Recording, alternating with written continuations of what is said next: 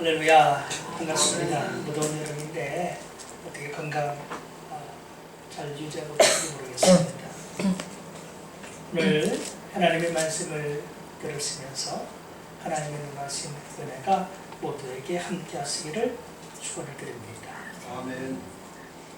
자, 오늘 말씀에 보면 스테반 집사님의 설교가 있습니다. 사람이 하는 것 같아도, 그 개인이 하는 것 같아도 개인이 하는 게 아니고 성령으로 충만해 있던 스테반 집사님을 통하여 하나님께서 말씀하고 계신 것입니다. 그러면 말씀을 듣는 대상은 누굽니까? 바로 대제사장을 포함해서 이 사내들은 공회에 나와 있는 자들, 그리고 스테반 집사님을 고소했던 모든 그러한 거짓 증인들까지 이 말씀을 듣는 대상이 되는 겁니다. 스테반 집사님은 성령이 충만하여서 또 은혜와 권능이 충만하여서 곳곳에서 큰 기사와 표적을 행했는가 하면 여러 회당을 다니면서 예수 그리스도의 그 복음을 증거하고 그 때문에 논쟁이 벌어졌던 상황이었습니다. 말로는 도대체 성령의 사람인 이 스테반을 이길 수가 없었던 것이기 때문에 오늘 그들은 법정에 스테반 집사님을 고소하고 말았습니다. 오늘 스테반 집사님이 그래서 거짓 증인들 때문에 사내들은 이제 법정에 끌려가게 됐는데 그 법정이 어떤 것입니까? 예수님을 재판했던 법정 아닙니까? 예수님을 죽음에 이르게 만들었던 법정입니다. 그 법정에 이제 스테반 집사님 또한 끌려가게 된 것입니다. 하지만 스테반 집사님의 이런 끌려간 모습에 비해서 모든 사람이 그를 주목해서 볼 때에 너무나도 그 마음속에 평안함이 있어서 얼굴이 천사의 얼굴과도 같았습니다. 모든 사람들이 대적하고 그를 죽이려고 하는데, 그리고 이러한 대제사장까지도 그를 신문하고 있는데 그는 하나님을 믿으면서 믿음으로 그 자리에서 서 있었던 것입니다. 오늘 7장 1절을 보면 다짜고짜 대제사장이 스테반 이 집사님에게 사실관계를 이제 취조하는 질문을 합니다. 자, 뭐라고 했습니까? 이것이 사실이냐? 어떤 것이 사실이라는 거예요? 앞서 말한 증인들이 했던 모든 발언들이 사실인 거냐라고 묻는 것입니다. 그러면 앞에 고소했던 그 증인들은 어떤 증인들입니까? 거짓 증인들인 것입니다. 거짓 증인들이 했던 핵심적인 내용이 사실은 두 가지가 있습니다. 13절에 6장 13절에 써 있는데요. 두 가지가 무엇인지를 우리가 알아야 오늘 본문의 말씀이 잘 연결이 됩니다. 자, 6장 13절 같이 한번 좀 읽어보도록 하겠습니다. 시작. 거짓 증인들을 세우니 이르되 이 사람이 이 거룩한 것과 율법을 거슬러 말하기를 마지 아니하는도다. 오늘 그 사람들이, 이 거짓 증인들이 스테반 집사님을 이렇게 고소하면서 말이죠. 거룩한 것을 거슬러 말했다. 즉 성전을 모독했다는 것입니다. 그게 첫 번째 죄목입니다. 성전 모독죄. 두 번째는 뭡니까? 율법을 거슬려서 계속해서 말했다. 율법을 멸시한 죄목이죠. 이 두 가지 죄목을 가지고 오늘 그들이 스테반 집사님을 고소한 겁니다. 그런데 바로 이 죄목들이 결국 예수님을 지목했던 그러한 죄목들이기도 하고, 오늘 예수님을 죽였던 이 사람들이 급기야는 지금 스테반 집사님까지 이런 죄목으로 죽이기를 원하고 있다는 겁니다. 살려면 어떻게 되는 거예요? 이 두 가지가 사실이 아닌 것을 밝혀야 될 것입니다만은, 그런데 이미 대제사장은 이것이 사실이냐고 묻는 그 질문 속에서 이미 이 스데반 집사님을 빠져나가지 못하게 올거매고 있어요. 자, 이것이 사실이냐? 거짓 증인들이 하는 말이 사실이라고 자기가 고백을 해버리면 사실에 의거하여 스데반 집사님은 처형이 되게 되는 겁니다. 아니다라고 얘기하면 어떻게 될까요? 사실이 아니다라고 얘기하면 그를 거짓말자기로 매도하게 될 것이고 거기에 상당한 죄목으로 또 그를 없애려고 할 것입니다. 자, 어떻게 빠져나갈 수 있는 그런 구멍이 없는 상황인 것입니다. 이 상황 속에서 스데반 집사님은 살기 위해서 몸부림치기보다는 바로 이 자리에서 최후의 설교를 그들에게 함으로 말미암아 그 영혼들이 깨닫고 하나님의 뜻대로 돌아서기를 원했던 것입니다. 그 마음을 하나님께서 주신 것입니다. 한 마리의 양이 수많은 이리떼에 둘러싸이고 수많은 늑대에게 둘러싸이는 형국인 것입니다.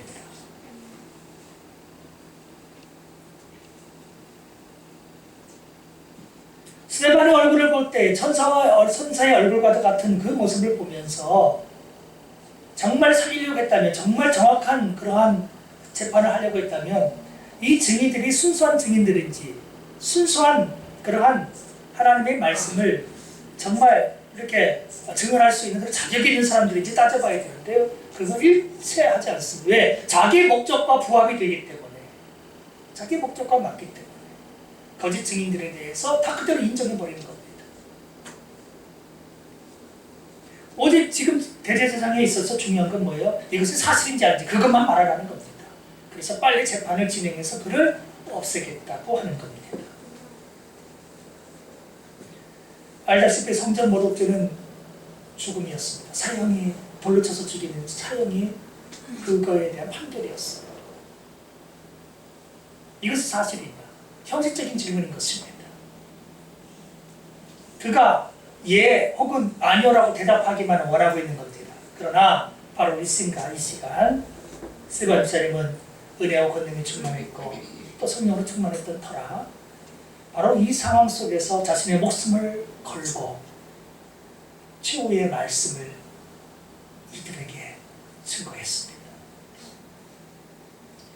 우리는 지금 목숨을 건 설교의 앞에 한 부막을 보신 것입니다.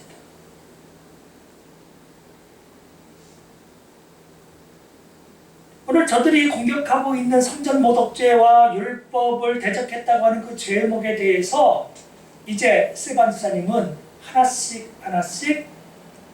그것이 잘못됐다고 하는 사실, 성전 중심의 그 신앙이 잘못되고 율법 중심의 이 신앙이 잘못됐다고 하는 것을 이제 말씀을 통해서 드러내기 시작하게 될 것입니다. 이 7장 거의 전체에 걸쳐서 스데반 집사님의 설교가 앞으로 계속 진행이 됩니다만은 오늘은 그 첫 번째 시간으로 이 8절까지의 말씀을 통해서 우리에게 어떤 말씀을 주시는가를 함께 바라보기를 원합니다. 자, 이것이 사실이냐? 사실관계를 질문할 때, 그것을 취조할 때에 자, 2절에 보면 스데반 집사님은 어떻게 대답을 하고 있습니까? 예나 노라고, 예나 아니오라고 대답하지 않고요. 긴 이제 설교로 들어갑니다. 자, 2절 한번 읽습니다. 시작. 스데반이 이르되 여러분 부형들이여 들으소서. 우리 조상 아브라함이 하나님에 있기 전 메소포타미아에 있을 때에 영광의 하나님이 그에게 보여. 자, 이 2절 말씀에서 지금 많은 사람들은 그를 죽이려고 돌로 쳐서 죽이려고 그렇게 하고 있는 상황인데도 불구하고 이 스데반 집사님은 두 가지 특징적인 그 언어들을 사용하고 있는 것을 볼 수 있습니다. 다들 배척하고 이런 사람을 죽이려고 하는데 원수로 생각하고 있는데 오늘 스데반 집사님은 뭐라고 얘기하고 있어요? 여러분 부형들이여 들으소서. 얼마나 정중합니까? 부형이라는 건 뭐예요? 아버지, 형제들이라고 부르고 있는 겁니다. 오늘 이들을 원수라고 바라보지 않았습니다. 천사의 얼굴을 하고 있었던 스데반 집사님의 그 마음에는 이들이 한 동족인 것입니다. 저들은 나를 그렇게 생각하지 않아야 할지라도 나는 그들을 사랑하는 마음으로 나의 아버지처럼 나의 형제들처럼 생각하고 그렇게 말씀을 시작하는 것입니다. 오늘 우리는 우리 주변에 있는 사람들을 어떻게 바라보고 계십니까? 비록 원수라 할지라도 그들을 스테반 집사님처럼 부형들로서 여길 수 있는 마음만 있다면 오늘 우리 주변에는 평화가 있게 될 것입니다. 대적들이 아무리 나를 힘들고 어렵게 한다 할지라도 그들을 성령 충만한 스테반 집사님은 부형들이라고 부르고 있습니다. 우리가 이런 부분에서 우리의 언어와 우리의 삶의 태도를 바꿔야 될 부분들도 있지 않을까 생각을 해봅니다. 그리고 또 한 가지는요, 오늘 이 대적들은 스테반 집사님이 율법을 폐기하려고 했다, 성전을 모독하려고 했다라고 하면서 아주 그 유대교에 합하지 않은 사람, 유대교에는 정말 원수된 사람으로 생각하고 있지만 정작 스테반 집사님은 아브라함을 자기의 조상으로 함께 고백하고 있어요. 즉 너와 내가 따로 있지 않다. 너와 나는 같은 동족이요 형제다. 우리는 한 조상을 갖고 있다. 그 얘기를 꺼내는데 그게 뭐냐면 우리 조상 아브라함이 이렇게 일컫는 부분인 것입니다. 너희들의 조상이라고 말하잖아요. 너희의 조상이라고 부른다면 나는 아브라함과 상관이 없는 사람이 되겠죠. 그렇지만 너희의 조상이라 하지 않고 우리의 조상이라고 얘기합니다. 즉 이 스테반 집사님이 유대교의 반기를 들고 율법을 폐기하려고 하는 그런 사람이 아니라는 것입니다. 지금 거짓 증인들은 율법을 거슬려 말하기를 마지 아니했다고 그렇게 참소했지만 오늘 스테반 집사님은 아브라함이 나의 조상인 겁니다. 당신들이 믿고 있는 그 아브라함이, 그 조상이 내가 믿고 있는, 내가 알고 있는 아브라함이요 그분이 나의 공통의 조상인 것입니다 라고 얘기합니다. 자, 이렇게 따뜻한 마음으로 그리고 사랑하는 마음으로 말씀을 시작하는데, 자 그러면 아브라함이 본래 어디 출신인가를 이제 드러내는데요. 아까 우리가 1절에서 읽었던 것처럼 아브라함이 하란에 있기 전에 어디에 있었습니까? 메소포타미아에 있었다는 것입니다. 메소포타미아, 바벨론의 남쪽이죠. 지금 이라크 지방입니다. 갈대아 우르라고 하는 곳에서 그가 살고 있었습니다. 거기가 그의 오리지널 고향인 것입니다.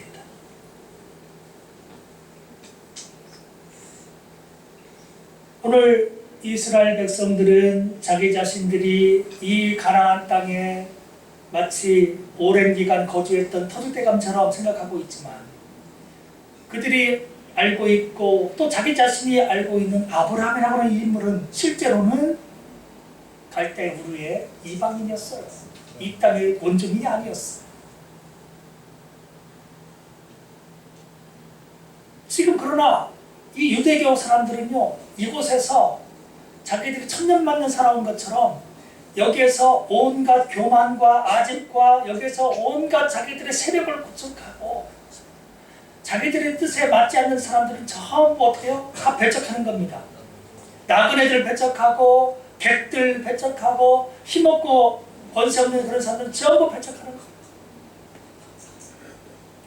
오늘 스테반 집사님 또한 배척하고 있는데 아브라함을 떠올려보면 이 사람은 어떤 사람이에요? 본래 이방인이었어요. 이들의 현재 기준으로 보면 이방인 아닙니까? 갈대아 우르에 있던 사람이에요. 그런데 하나님이 그를 선택하셔서 지금 여기 가나안 땅까지 오게 하셨다는 것입니다. 자, 그러면 하나님께서 메소포타미아에 있을 때의 영광이 하나님이 그에게 보여주셨습니다. 나타나셨습니다. 그리고는 그분이 말씀하셨습니다. 3절에 자, 내 고향과 친척을 떠나 내가 내게 보일 땅으로 가라. 보여준 땅도 아니고 보여줄 땅으로 가래요. 그 전에 이미 네 고향과 친척을 떠나야 합니다. 버려야 된다는 것입니다. 이게 우리 개개인들이 쉽게 할 수 있는 일이란 말이에요. 어려운 일이에요. 자기의 모든 배경이 있고 자기의 힘의 근원에 있는 모든 것을 다 버린다고 하는 것은 자기 자신을 버리는 것과 같은 것입니다.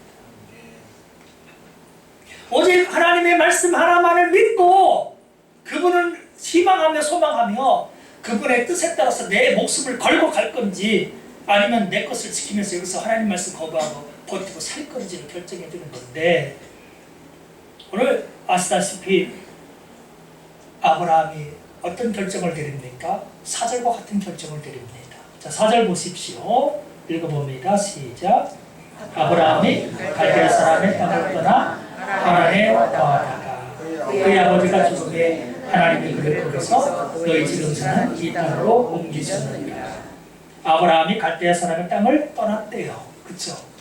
그러면 아브라함이 갈대아 우르를 떠날 때 율법 때문에 떠났습니까? 아니면 믿음 때문에 떠났습니까? 믿음이었죠. 하나님께서 하신 그 말씀, 내 고향과 지적을 떠나서 내가 네게 보일 땅으로 가라. 내가 너를 큰 민족 만들어 줄게. 그 하나님의 말씀 믿고 간 것입니다. 아브라함은 어떤 사람이었다? 믿음의 사람이었다. 아브라함에 있어서 우리가 주목해야 될 것은 바로 그 믿음이라는 겁니다. 우리가 알다시피 아브라함은 어떤 사람이에요? 누구의 조상? 믿음의 조상입니다. 그런데 지금 스데반 스님을 죽이려고 하고 있고 과거에 예수님을 죽였던 이 무리는 믿음의 사람이에요? 율법의 사람이에요? 율법의 사람인 것입니다. 그러면 이 설교를 통해서 우리가 볼 수 있는 건 그거예요. 누가 변질된 사람이냐는 거예요. 오늘 스데반 스님은 예수 그리스도를 믿는 믿음 속에서 살아가고 있습니다. 아브라함이 가졌던 그 믿음을 통하여 그 자신도 지금 살아가고 있습니다. 그러나 지금 변질된 거짓 증인들을 포함해서 대제사장이라든지 많은 이 사내들인 공회에 있는 사람들은 전부 율법 중심의 사람이 되어서 믿음은 온데간데 없고 형식만이 남은 제사와 형식만을 따르고 있는 삶의 규범들로 모든 사람들을 다 얽어매고 있는 거예요. 왜 믿음의 조상을 언급하고 있습니까? 너희들이 지금 믿음을 살지 않고 있다는 증거입니다. 이 말씀을 들을 때 제대로 된 사람이면 우리가 율법주의에 빠져 있는 것을 지적하고 있는 거구나, 우리가 믿음으로 살아야 된다는 것을 말씀하고 있는 거구나 하고 깨닫고 돌아와야 되는 거예요. 그러나 그들은 돌아오지 않았습니다. 믿음보다 율법이 대단한 줄 알았습니다. 율법만이 구원을 줄 수 있는 유일한 통로인 줄로 알고 있는 거예요. 그러나 우리는 오늘 분명히 알고 있는 것이 무엇입니까? 율법이 우리에게 구원을 주는 것이 아니라 예수 그리스도를 믿는 믿음이 우리를 죄와 사망에서 구원해 줄 수 있는 유일한 수단이 된다는 것을 믿는 것입니다. 아멘.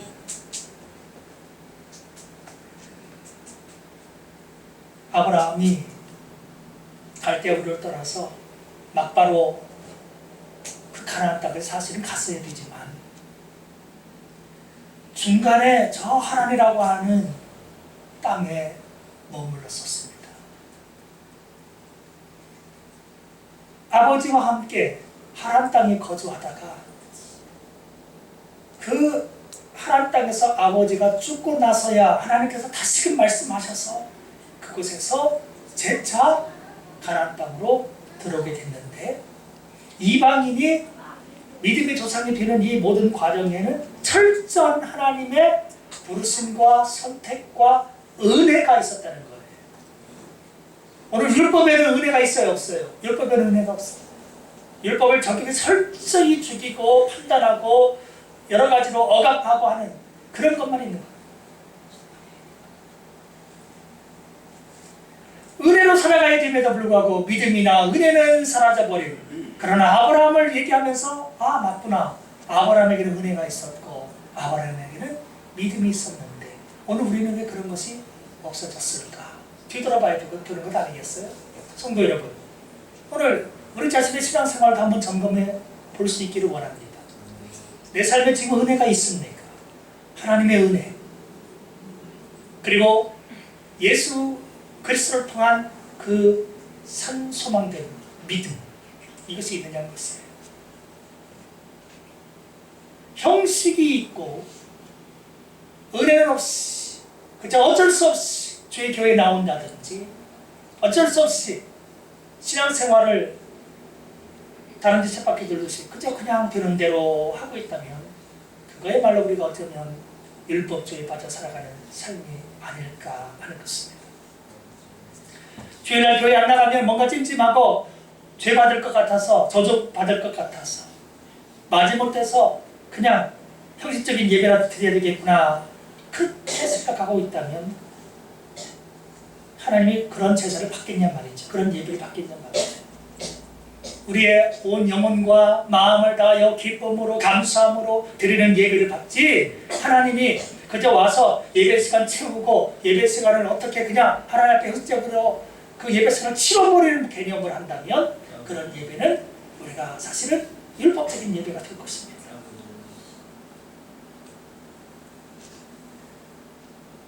오늘 나는 은혜 속에 살고 있습니까? 오늘 나는 믿음으로 살아가고 있습니까? 스데반 집사님을 통하여서 하나님께서는 그 자리에 있는 사내들인 공에 있는 모든 사람들에게 그것이 있는지를 묻고 계신 것입니다. 그 질문 또한 우리에게도 적용이 되는 것입니다. 믿음이 없으면 기쁘시게 할 수 누구를요? 하나님을요. 믿음이 없으면 하나님을 기쁘시게 못하는데 나는 오늘 믿음으로 살아가고 있는 것인지 아니면 오랫동안의 관행 때문에 그저 교회에 나오고 있는 것인지를 항상 뒤집어봐야 하는 것입니다. 나와 같은 사람을 예수님의 보혈로 감추고 사셔서 하나님의 자녀 되신 그 은혜를 우리가 떠올린다면 예배마다 간격이 있어야 되고 예배가 기다려져야 되는 것입니다. 아브라함이 본래 이방인이었지만 이방인을 택하여서 너희 지금 사는 이 땅으로 옮겨놨다. 예, 우리가 이방인으로 과거에 죄악 가운데 살고 있었지만 하나님께서는 예수님의 그 피로 값주고 사신 교회 안에 우리를 옮겨놓으신 줄로 믿습니다. 아브라함이 은혜를 입었듯이 우리도 오늘날 은혜를 입어서 이 자리에서 하나님을 예배하고 또한 하나님의 말씀을 듣고 있는 것입니다. 자, 이제 또 5절도 한번 좀 보겠습니다. 그러나 여기서 발붙일 만한 땅도 유업으로 주지 아니하시고 다만 이 땅을 아직 자식도 없는 그와 그의 후손에게 소유로 주신다고 뭐 했어요? 약속하셨습니다. 자, 하나님께서요 아브라함을 갈대아 우리 이방인 땅에서 부르셔가지고 가나안 땅까지 우여곡절을 통해서 왔어요. 왔으면 그 가나안 땅을 딱 하나님께서 주셔야 되는 것 같죠? 근데 땅을 주시지 않은 거예요. 한 평도 하나님께 주시지 않은 거예요. 다만 약속만 주시는 거예요. 약속만. 야 아브라함아, 내가 이 땅을 너와 네 후손에게 줄게. 약속만 주신 거예요. 분명히 자기 목숨 걸고 순종하며 믿음으로 여기까지 왔다면 바로 기업이 딱 땅이 주어져야 오를 것 같은데 하나님은 그저 약속만 주셨습니다. 그러면 아브라함은 자기가 살아가는 모든 나날 동안 그 약속을 어떻게 해요? 신뢰하면서 살아갔다는 겁니다. 긴 시간 동안에 믿음으로 살아갔다는 거예요. 하나님의 약속이 거짓되지 아니하고 반드시 훗날 이 약속이 이루어지리라. 그러면서 그 약속을 의지해서 그 땅을 떠나지 않고 믿음으로 버텨낸 것입니다. 그렇게 아브라함의 전 삶에서 믿음을 빼놓고는 얘기할 수가 없는데 오늘 이 유대인들은 믿음이라고는 없고 형식적인 껍데기만 외식적인 모습만 남아있다는 것입니다. 오늘 우리는 하나님의 약속을 받은 사람들입니다. 하나님의 은혜를 입은 사람들입니다. 그 약속 안에서 오늘도 우리는 걸어가야 되고 그 은혜 가운데서 우리는 오늘도 살아가야 하는 것입니다. 하나님의 약속이 아직 성취되지 않았다고 해서 하나님이 우리를 향해서 거짓말했다라고 그렇게 오판해서는 안 되는 것입니다. 하나님은 신실하신 분이셔서 우리에게 하신 약속을 반드시 성취하시는 분이십니다. 그분의 시간에 반드시 약속하신 모든 것을 반드시 이루시는 분이 하나님이신 것입니다. 전지전능하신 하나님이 오늘 우리에게 약속을 주시고 그 약속대로 예수님을 보내주셨고 오신 예수님께서는 이제 우리들의 걸 처소를 마련해 놓겠다고 하시면서 가셨습니다. 그 약속 또한 어느 때인가 재림의 그날에는 반드시 이루어지게 될 것입니다.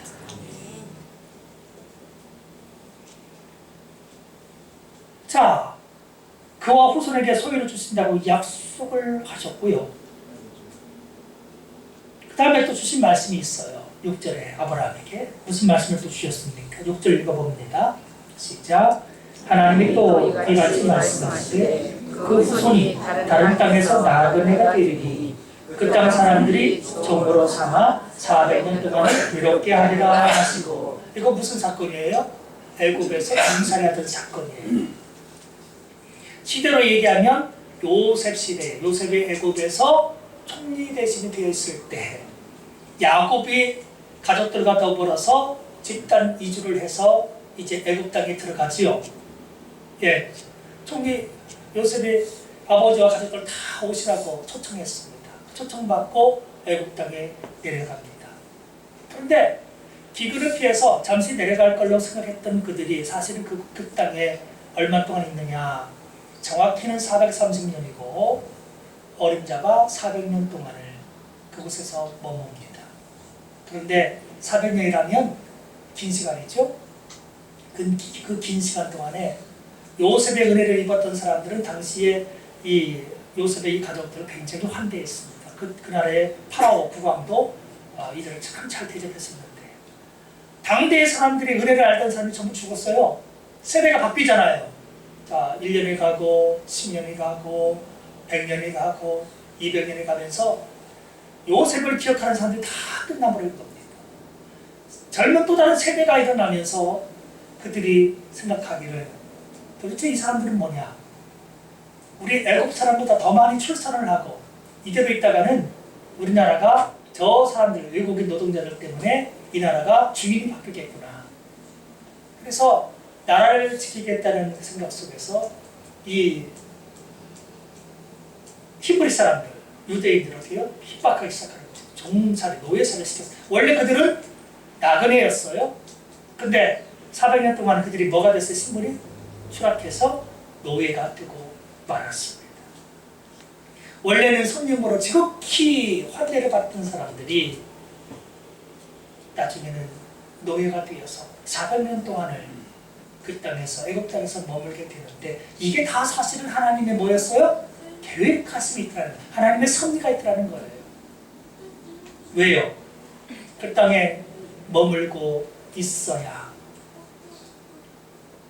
아직은 국가가 형성이 안 돼 있는데 더 많은 사람들이 태어나야 되고 그리고 국가를 이루게 하는 모든 기초가 마련되기까지는 아직 시간이 너무나 빨랐던 겁니다.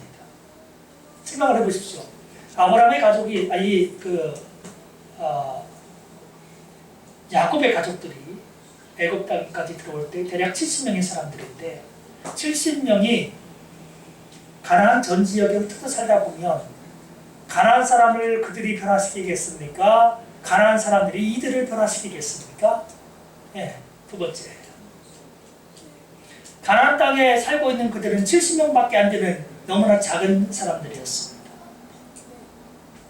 그들이 가나안 땅에 동화되기 너무나 쉬웠습니다. 그래서 하나님께서는 이 사람들로 하여금 큰 민족이 이루어질 수 있는, 아브라함과 한 약속처럼 큰 민족을 이룰 수 있는 기초를 애굽 땅에서 마련해 주신 것이죠. 애굽의 그늘 아래서 안전하게 그곳에서 한 지역에서 고센 땅에서 어떻게 해요? 이들은 계속해서 번식할 수가 있었습니다.